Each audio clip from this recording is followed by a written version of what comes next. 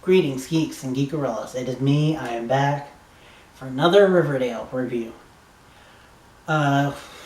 This episode won't be this review won't be as short as yesterday's. Sorry about that.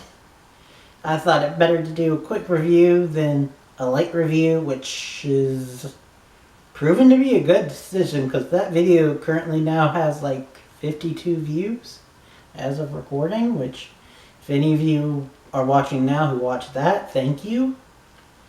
But anyway, speaking of quickness, I'm going to try to make this quick. Not as quick as yesterday's, but quicker to my normal Riverdale. It's because I got Deadly Class coming, and I want to watch it so I can review it as well. So, without further ado, let's get into this. Oh boy, this episode had a lot. And a lot were ship related. So, just as a thing, we're gonna go by the different story plots. And I'm gonna split it up into ships and then the parents. Because the parents all had one collective story. Alright, so let's talk about, well, first of all, let's talk about, of course, everyone's favorite, Toni. So, basically to help Kevin out, Cheryl kinda, sort of, somewhat partly accidental outs Moose as being gay because she came to Kevin because she saw that he was in distress, which I love the friendship between the two of them, and I hope that grows more, especially now given what happened. But anyway, what happened is with Toni is that Toni is like, whoa, what the fuck? This is not good.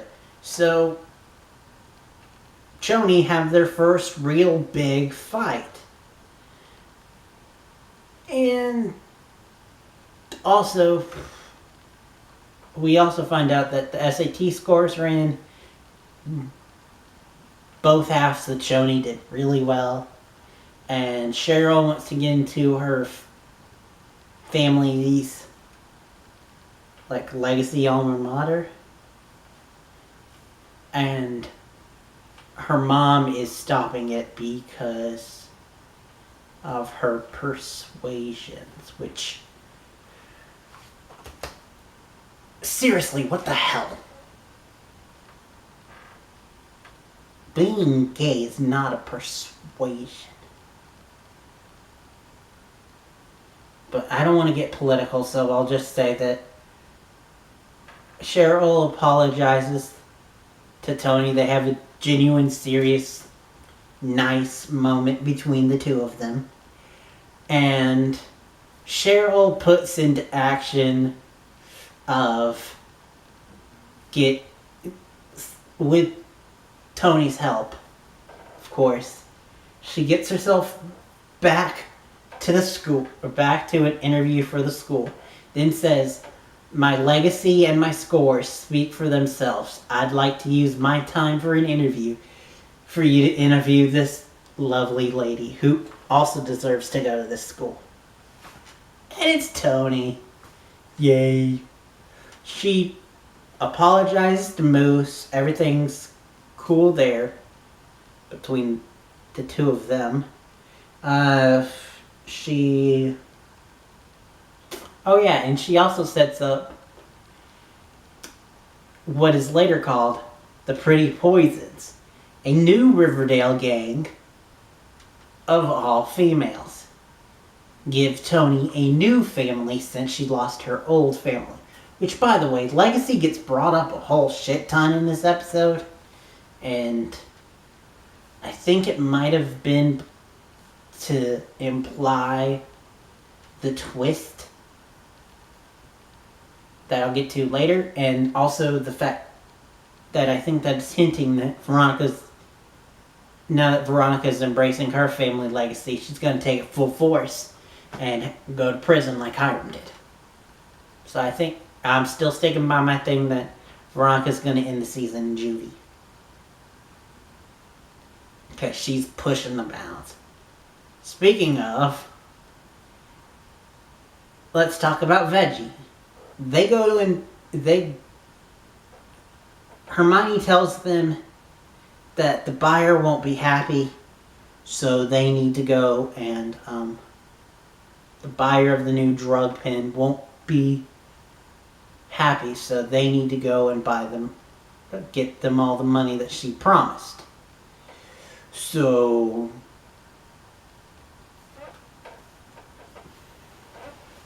Reggie is like, alright, we'll steal from my dad. He's got a car dealership, they have a lot of money in the safe. I know the password to the safe. We'll just go in and steal it. And they try, and they don't get all the money. Reggie gets shot. And when they open up the money, there's a dye pack in there. So they're a little bit screwed.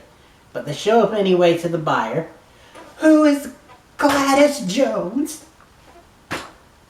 Jughead's mom. And she basically says, yeah, you're friends with my kids, so I'll give you a little bit of a thing. Plus, you had the nerve to come even though you didn't have all the money. And the money you did have has gotten damaged, so I'm raising the price, but giving you time to do a payment plan for me. Which, that'll definitely get Veronica into more hot water, but also more Mama Jones, which I'm happy about. Which, by the way, just a side note, it looks like part of the rest of the season is going to be a story of Hermione versus Gladys. Hermione Lodge versus Gladys Jones. I'm so happy about that. Maybe that means that we can get more of a connection of Veronica and Jughead, because I liked their early interactions as friends. No, I am not a Vughead shipper. But I do like them as friends. But speaking about ships, let's talk about the other ship for this episode. That I'm really happy to see. And that is Jarchie. Josie and Archie. Josie's trying to get into Juilliard, which, nice hint for the spinoff. And Archie helps her practice. He helps her, takes her to it, and agrees to be her date for her mom's wedding, because, yeah, Josie's mom and Kevin's dad are actually tying the knot. They actually do tie the knot in this episode. We don't see it, but just like we don't see her Juilliard edition for some frickin' reason. But we do end their story with them doing a nice little duet together that ends with them kissing. So yay! Jarchie is real. I am so for Jarchie. I'm sorry, but Jarchie is better than Varchie. I want them to stick with Veggie and Jarchie as long as they can, even though I know that the actress is probably going to do double duty now that the spinoff is a thing. And she's involved. But anyway, just real quick, story with the parents, Midnight Club, somebody invites them, the Gargoyle King invites them to finish Ascension Night. And they realize that it's a ruse, that they get together, they take an antidote, but they realize it's a ruse, and what it actually is a distraction from their kids, especially Tom. So this is where we find out about what's going on with Coos, I believe that's their ship name, Kevin and Moose, where I just got this weird icky feeling when we saw Moose's dad for the first time, this episode. I was like, oh, they're shining a light on him. He's going to be important. Something's going to happen. And lo and behold, yes. Coos go off to have a night together finally after after Moose has come out of the closet to his dad and to everyone. So he goes and they go spend a night at the Munker. But then the Gargoyle Gang, who this time turns out to be the JROTC gang, kidnap him, and kidnap both of them, and they're forcing them to drink from the chalice. But before they can do anything, the cops and our own little Red Arrow come in to save the day, and we find out that, yes, this Gargoyle King is Moose's dad. So the real Gargoyle King has not been caught yet, because I believe that he wasn't around when the original Gargoyle King attacked. So I don't believe he's the original Gargoyle King, but at least he's one of the Gargoyle Kings. And we also find out that like father like son, Moose's dad was into Kevin's dad, Tom. But unlike Kevin, Tom wasn't gay. So, and also, according to Riverdale, any gay person that comes out, if the parents aren't 100%, they go to the sisters. So he went to the sisters and got fucked up there. Sorry for the language, but that's what happened. But anyway, I really liked it. It was a really awesome ship-heavy episode. Oddly enough, though, we did not get to see any Bughead except for one half-naked makeout session.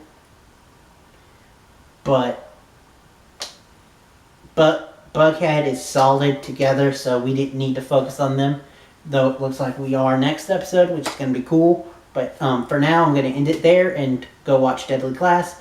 Thank you guys for watching. Hopefully you'll stay tuned in a few hours for Deadly Class. Till next time, and beyond.